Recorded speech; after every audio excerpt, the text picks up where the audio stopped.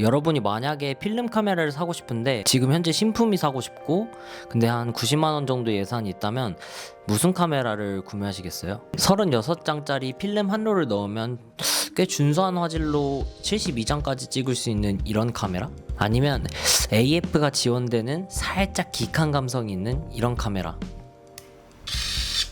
오늘 소개할 카메라는 바로 이 카메라, 로모그래피 로모 MCA입니다.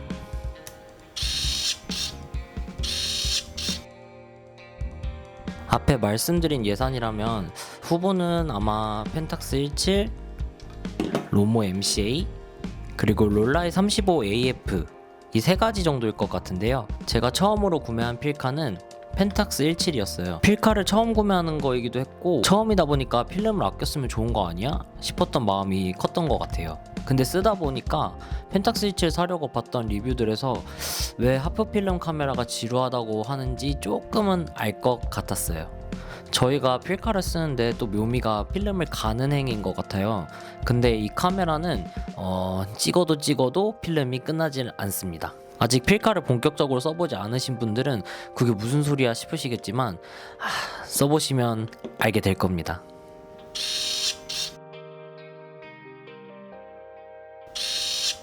그래서 저는 온전히 36장에 집중할 수 있는 풀프레임 카메라를 좀 찾아봤었는데요. 그때 또 찾은 게 이 롤라이 35SE였어요. 빈티지한 수동 카메라 감성에 이렇게 귀여운 디자인까지 아주 완벽했습니다.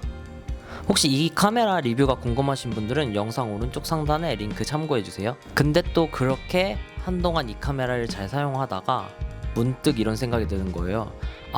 나한테는 AF 카메라가 없다. AF가 되는 데일리 필카를 사야겠다. 그렇게 발견한 카메라가 바로 이 로모 MCA입니다. 펜탁스 17을 알아볼 때부터 이 모델은 알고 있었는데 크게 관심을 두진 않았던 카메라예요. 매장에서 이 카메라 샘플을 만져봤는데 이건 내가 알던 로모그래피의 토이 카메라가 아니구나 라는 생각이 강하게 들었고요. 리뷰를 찾아보니까 초기에 불량을 좀 제외하면 성능적인 부분도 꽤 준수하다는 평이 많더라고요.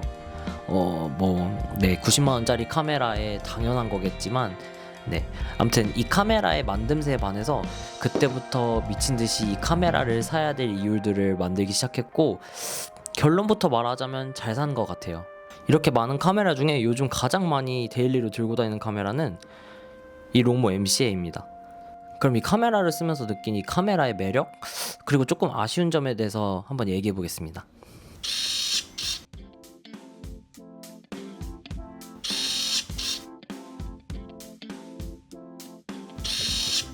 먼저 이 카메라를 보고 제가 반한 점은 디자인과 만듦새예요. 디자인을 먼저 보여드리면 실루엣 자체가 군더더기 없이 깔끔한 직사각형으로 실루엣 자체는 누구나 부담없이 사용하기에 딱 좋은 심플함을 갖고 있고요. 전면부부터 좀 보여드리면 전면부에는 전원을 켜면 앞으로 도출되는 렌즈랑 바로 옆에는 수동 초점 버튼이 있습니다.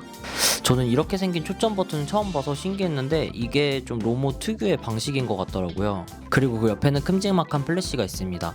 제가 플래시 장르를 몇 가지 보여드릴 건데요. 로모는 진짜 플래시 감성이 좋은 것 같아요. 그리고 전면부에는 가장 눈에 띄는 로모 로고가 있는데요. 이게 좀 호불호가 있는 것 같더라고요. 근데 저는 이런 부분이 이 카메라에서 제일 마음에 드는 포인트예요. 이번에 로모그래피라는 브랜드를 알고 좀 찾아보니까 굉장히 반항적이고 조금 도발적인 브랜드인 것 같더라고요. 그런 관점에서 보면 이런 도발적인 디자인은 오히려 이 카메라의 정체성을 보여주는 좋은 요소이지 않나? 라는 생각이 듭니다.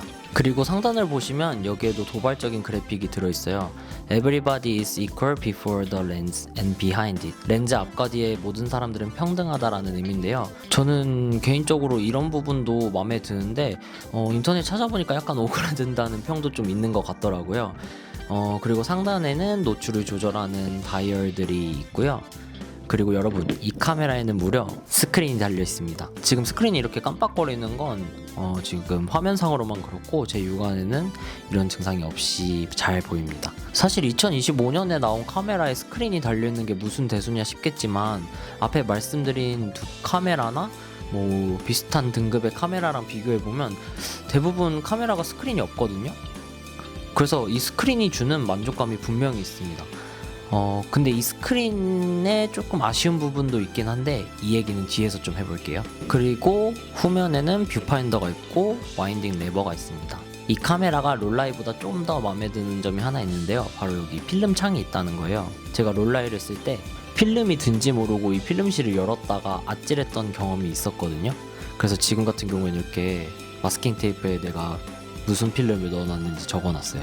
근데 이 로모 MCA 같은 경우엔 이게 필름창이 있어가지고 직관적으로 내가 필름을 넣었는지 그리고 어떤 필름을 넣었는지 바로 알 수 있어서 이런 부분은 굉장히 마음에 듭니다. 그리고 카메라 하단부에는 리와인딩하는 레버가 있고 버튼이 있습니다. 그리고 이쪽에는 삼각대도 끼울 수 있어요. 이 카메라를 매장에서 만져보시면 바로 느껴지실 거예요. 오, 묵직하다, 단단하다, 갖고 싶다. 전체적으로 플라스틱이 아니고 메탈 소재로 고급감이 진짜 좋고요. 이 도장도 약간 맨들맨들한 도장이 아니라 이런 매트하게 약간 쇠맛이 나는 도장이어서 내가 돈 쓰는 맛이 난다 라는 느낌이 들고요. 같은 90만원 정도의 예산을 썼을 때 손에서 오는 감각은 이 펜탁스 17보다는 저는 개인적으로 로모 MCA가 좀 더 좋다고 생각합니다. 다음은 이 카메라가 보여주는 준수한 광학 성능인데요. 미니타 렌즈가 다들 알다시피 특정 마니아층이 되게 좋아하는 개성이 강한 렌즈예요. 그 이유가 이 렌즈 특유의 비네팅이 약간 호불호가 극과 극으로 나뉘기 때문이에요. 저의 경우는 미리 비네팅이 있다는 걸 인지하고 구매했기 때문에 마음의 준비는 어느 정도 돼 있긴 했지만 막상 현상 스캔본 받았을 때 살짝 와, 이 정도라고 싶은 감각은 있었어요.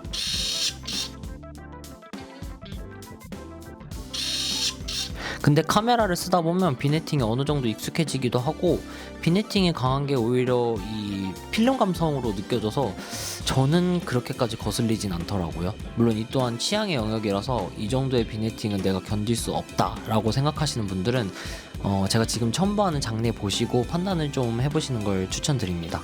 비네팅을 일단 차치하고 화질 자체는 나름 괜찮은 수준을 보여주는 것 같아요. 칼같이 막 핀이 선명하게 맞아서 막 쨍한 이미지는 아니지만 로모 특유의 그 일러스트 같은 약간 그림 같은 톤의 이미지를 만들어줘서 오히려 인스타그램 감성엔 잘 어울리지 않나 싶은 생각이 듭니다. 롤라이랑 비교를 해보자면 이 롤라이는 조나 렌즈 특유의 선명하고 클린한 이미지로 이미지 안에 있는 개별 피사체들이 되게 선명하게 구분되는 느낌이라면 이 로모 MCA는 장면 내의 피사체들이 약간 하나의 그림체로 다시 그려지는 감각이라 해야 될까요? 그리고 이 카메라를 쓰면서 플래시를 자주 사용했는데요. 여러분, 로모는 플래시 감성인 것 같아요. 앞서 말씀드린 비네팅이랑 플래시의 조합이 굉장히 스타일리시한 감각으로 이미지를 만들어줘서 매우 만족하고 있습니다.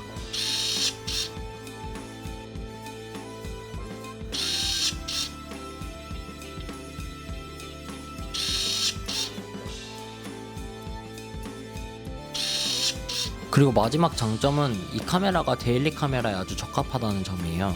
제가 인트로에서 말씀드린 것처럼 요즘 데일리 카메라로 가장 자주 들고 다니는 카메라가 이 로모 MCA인데요. 일단 그 이유는 그립감이 딱 좋습니다. 굳이 비교하자면 롤라이 35는 너무 작고 펜탁스는 좀 크고 EOS5는 너무 크고 그래서 로모 MCA가 딱 적당하다는 결론입니다. 지금 촬영하고 있는 캐논 V1이랑 되게 비슷한 사이즈랑 무게감을 이 로모 MCA가 갖고 있는데요. 이 캐논 V1이 데일리 카메라로 준수한 비디오랑 사진 성능으로 유명하잖아요. 비슷한 느낌으로 봐주시면 될 것 같아요. 적당히 손에 잘 감기는 사이즈와 무게, 그리고 고급 PNS 카메라급은 아니지만 적당히 준수한 성능. 로모 MCA에 데일리로 손이 가는 이유가 있는 것 같습니다.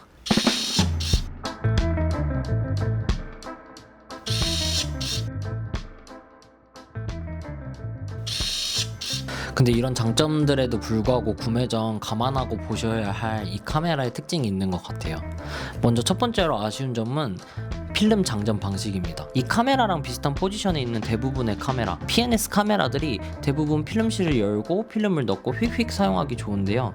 이 카메라는 제가 필름 끼는 법을 잘 모르는 건지 필름 수풀 설계가 이상한 건지 낄 때마다 곤욕입니다. 오히려 지난 영상에 필름 끼는 게 좀 어려울 수 있다고 말한 롤라이 35보다 저는 이 로모 MCA가 필름 끼는 게 더 어렵더라고요. 그리고 이건 꼭 언급하고 싶은데 왜 이 필름실 뚜껑을 180도 열리지 않게 설계한 건지 이해가 안 됩니다. 가뜩이나 끼기도 어렵고 내부도 온통 검정색이라 이 안이 잘 보이지도 않거든요. 그래서 가뜩이나 끼기 힘든데 이게 90도 정도밖에 열리지 않아서 필름을 낄 때마다 상당히 불편해서 이런 부분은 다음 세대가 나올 때 좀 확실히 개선이 됐으면 하는 부분이에요. 제가 펜탁스 17 필름실 여는 각도도 한번 보여드릴게요. 두 카메라가 이 정도의 차이가 납니다. 그래서 펜탁스 17에 필름을 낄 때는 이렇게 넓게 열어서 그냥 보이는 대로 끼고 닫고 장전하고 끝인데, 이 친구는 넣을 때마다 여기 스풀에다가 껴야 되고 그리고 다시 전원을 켜서 누르고 닫고 이래야 돼서 필름을 낄 때마다 굉장히 스트레스를 많이 받고 있고요. 그 다음 아쉬운 점은 도장입니다. 앞에 MCA의 빌드 퀄리티가 좋다고 말하고 다시 이런 얘기를 하긴 좀 그렇지만, 일단 사용하기 전에 딱 이 카메라를 만졌을 땐 이 도장과 이런 메탈 소재가 아주 조합이 좋다는 생각이 들었어요. 근데 실사용으로 넘어오면 사실 이 도장이 엄청 튼튼하다는 생각은 잘 안 들어요. 실제로 제가 구매하고 필름을 리와인딩 하는데 리와인딩 레버의 여기 결착 부분이 살짝 처음부터 까지기 시작했고요. 여기 보시면 이제 건전지를 넣는 부분도 처음 개폐할 때부터 여기가 이제 까지기 시작하더라고요. 그래서 뭐 이런 부분들은 자주 사용하는 부분이다 보니까 뭐 까질 수도 있겠다 생각하는데, 어쨌건 이런 부분들이랑 같은 도장을 쓰고 있는 이 바디 쪽에도 사용하다 보면 언젠가 이 도장이 까지고 기스가 잘 생기긴 하겠다라는 생각이 들더라고요. 그래서 그냥 이 카메라는 오래 쓰다 보면 까지면 얼추 생기겠구나 하는 마음으로 일단은 사용하고 있습니다. 그 다음 아쉬운 점은 센서와 스크린인데요. 이 카메라가 AF 모델이긴 하죠. 근데 생각보다는 수동 초점을 쓰는 경우가 많았어요. 이 카메라가 반셔터를 누르면 이런 식으로 라이다 센서가 작동해서 앞에 있는 피사체와 거리를 계산하는 방식인데요. 반셔터를 눌러도 스크린에 뜬 거리를 보면 꽤 자주 오잉? 했던 경험이 꽤 있었어요. 이게 라이다 센서의 특성인 건지 아니면 이 카메라 소프트웨어 세팅의 문제인지 모르겠지만, 제가 거리를 보고 수동으로 거리를 조절해서 다시 찍었던 경우가 왕왕 있었고요. 그리고 이 AF에 몇 번의 신뢰를 잃고 나니까 아예 제가 처음부터 MF 모드를 켜서 그냥 목직식으로 사진을 촬영하는 경우도 꽤 많았습니다. 그리고 제가 앞서 말씀드린 것처럼 이 부분에 스크린이 달려있는 건 너무 좋아요. 근데 이게 디카도 아니고 저희는 결국 여기 있는 뷰파인더를 보고 촬영을 하는데, 이 뷰파인더에는 아무런 정보가 뜨지 않아서 구도를 맞추고 반셔터를 누르고 얘가 제대로 거리를 맞췄나 확인하고 다시 뷰파인더를 보는 경우가 굉장히 많습니다. 어찌 보면 이 스크린은 그 로모그래피 사이트에 엉덩이에서 찍어라라는 좀 그런 로모그래피 정신 같은 게 있는데, 그런 것처럼 좀 낮은 앵글이나 독특한 앵글에서 뷰파인더를 안 볼 때 사용하라는 의도가 담긴 건가 싶기도 합니다. 그리고 추가로 말씀드리고 싶은 건, 생각보다 이 카메라가 오토로 쓰면 노출을 굉장히 보수적으로 잡는 점이었어요. 이 밝기의 이 sho속이라고? 이 조리개의 이 sho속이라고? 싶을 정도로 sho속을 약간 느리게 잡는 느낌이 강했어요. 그래서 이 부분도 그냥 쓰다 보니까 제가 그냥 써니 16 공식 맞춰서 수동으로 찍는 경우가 많았고요. 써니 16으로 찍은 장례는 바로 보여드릴게요.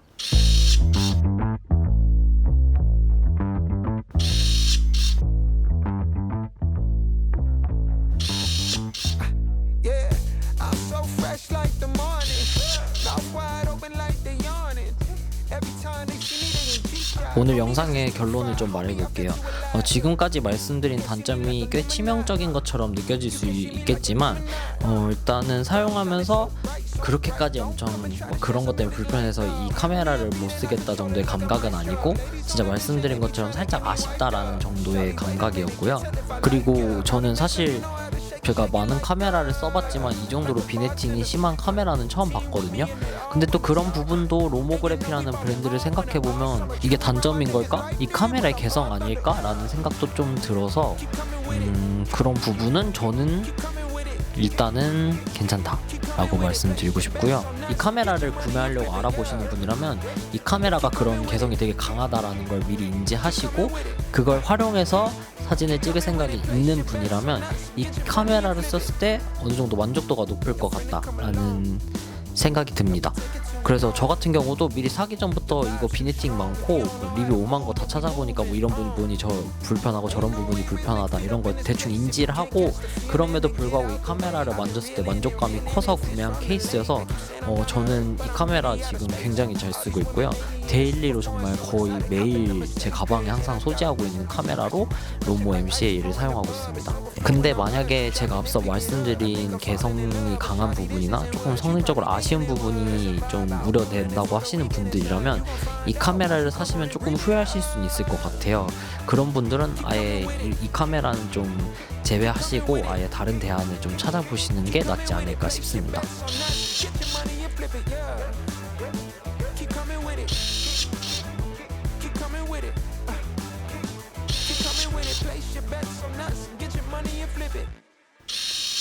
오늘 영상은 여기까지고요. 영상이 재밌고 도움이 되셨다면 좋아요, 댓글, 구독 부탁드립니다. 이제 제가 갖고 있는 카메라의 대부분은 영상으로 소개한 것 같은데요.